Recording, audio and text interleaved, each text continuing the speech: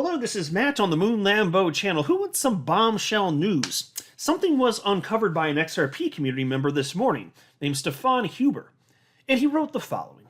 Bombshell. Simpson Thatcher left the Enterprise Ethereum Alliance sometime between May 2022 and today, and is now no longer a member of the Enterprise Ethereum Alliance. What could possibly be the reason for this? Did they perhaps believe John Deaton's Enterprise Ethereum Association conspiracy theory? Are part of the cover-up, question mark? And so you may recall that Simpson Thatcher is Bill Hinman's former law firm. And so he was working there. Then he worked at the SEC, got a kickback, clearly. We've talked about that so many times. And then he went back to work for him again. And I think, if I heard correctly from Attorney Deaton today on the live stream, apparently he's since moved on from Simpson Thatcher, but he did go back after leaving the SEC. Well, Simpson Thatcher, they've got clients associated with people, associated with businesses rather, in the Enterprise Ethereum Alliance. They were a member themselves. And so there's clearly, at a minimum, the appearance of improprieties going on. So why is it that all of a sudden now, while there's all this heat, why would Simpson Thatcher leave the Enterprise Ethereum Alliance? Well, I'll tell you this. We already have, thanks to a Fox Business journalist, we already have a response from them. And so, mind you, we just dug this up as a community anyway, with credit to Stefan Huber. It was dug up this morning, and Fox Business journalists looked into it and already got a response. And the response kind of sounds like boilerplate BS, but like, what would you expect them to say? I'm going to share with you the specifics. I think if they're not outright lying, they're twisting the truth. And I'll explain what I mean by that as we go a little bit further. But before going any further, I do want to be clear, I do not have a legal or financial background of any kind. I am not offering legal or financial advice, and you definitely should not buy or sell anything because of anything I say or write. Just an enthusiast who enjoys making YouTube videos about crypto-related topics, but just as a hobby and just for fun.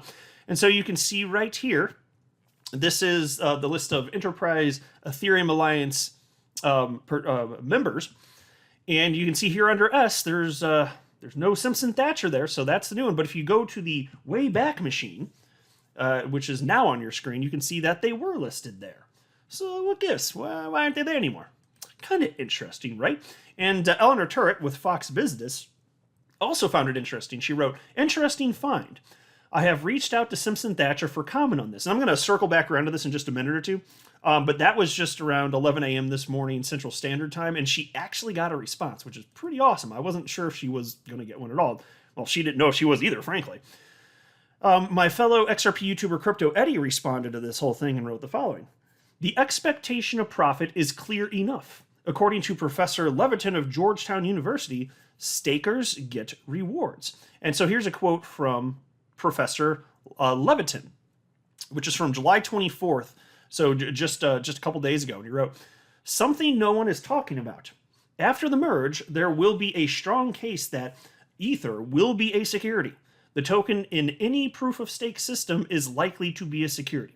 So look, I'm not saying that I agree with the assessment that most or any cryptocurrencies that are in a proof-of-stake system are securities. There's 4 prongs of the Howey test. You can talk about expectation of profit. If they're staking, okay, fine.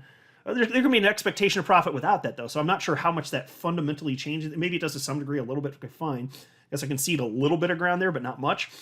But what's being discussed here is Ether. You may be aware. There's this effort to switch it from proof of work to proof of stake. So what does that then do? Could this be a reason that the Enterprise Ethereum Alliance is seeing Simpson Thatcher jump ship? Well, that's the question that was basically being postulated there. And then there's another XRP community member here, Jaffe King is what the name that they're going by here, who wrote, the Empower Oversight email drop on April 8th, 2022 probably didn't help much. So you remember me covering this story and referencing it a number of times since then. This is April 8th, 2022 from Empower Oversight, which is the organization that sued the SEC over FOIA requests. The headline was, Empower Oversight obtains additional documents shedding light on potential cryptocurrency conflicts of interest within the SEC. And I don't want to rehash the whole thing, but I'm just pointing this out. It had a whole bunch to do with Billy Boy Hinman and the conflicts of interest, and obviously getting paid while working at the SEC by his former law firm, Simpson Thatcher, Could that have been a reason as well? Because there's clearly heat there. Like Simpson Thatcher, they are well aware of the accusations. Of course they're aware of this. They're not stupid. And then there was this live stream this afternoon, and I actually was fortunate enough to be able to catch most of this live. I saw probably about 22 minutes of it. It went on for a little over half hour. But I missed the very beginning and the tail end of it. But it was interesting because this is where, for the first time, Eleanor Terrett shared, and that's her on the left, then you got John Deaton in the middle, and Charles Gasparino also with Fox Business on the right. But this is where she first shared the information that she got from a Simpson Thatcher spokesperson on why they left the Enterprise Ethereum Alliance. And so here's the tweet where after the live stream she shared this, and this is just from this afternoon, 4:42 p.m. Central Standard Time. Eleanor wrote the following. And as I referenced on the Twitter Live, here is the response I received from a Simpson Thatcher press spokesperson. And then it reads as follows. This is a direct quote from the Simpson Thatcher spokesperson. And tell me if this doesn't sound like boilerplate BS. And also, see if you can catch something that stood out to me also. Something that, if you're not guilty, why are you bringing this particular thing up? See if you end up catching the same thing that I did. Simpson Thatcher evaluates its professional memberships, industry affiliations, and subscriptions on an ongoing basis, taking into account the value they provide to clients and the firm. The firm has never had a financial interest in nor derived any revenue from Enterprise Ethereum Alliance, and the firm's minimal engagement with Enterprise Ethereum Alliance was purely educational, to gain a better understanding of blockchain technology. Given Simpson Thatcher's minimal involvement, the firm decided not to renew its membership in the EEA in 2022. And then in parentheses they write, its membership cycle runs July 1st to June 30th.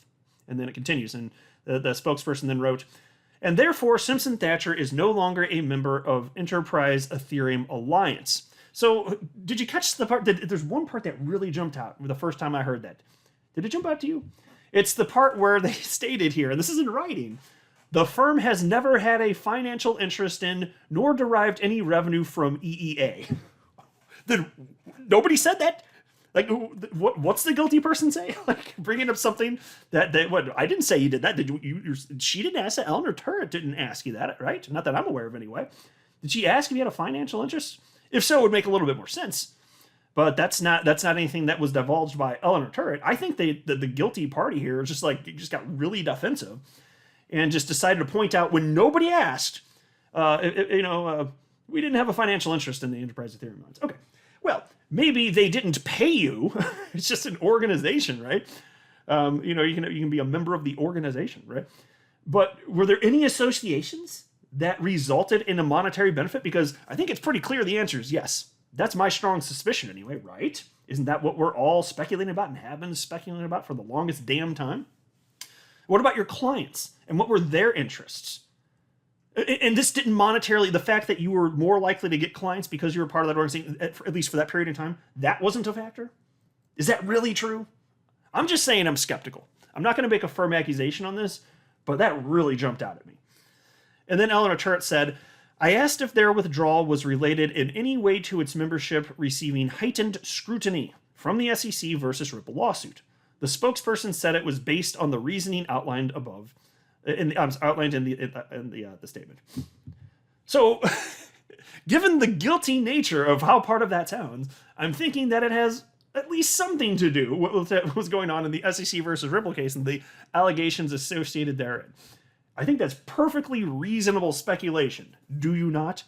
It's just crazy to see all of this, man.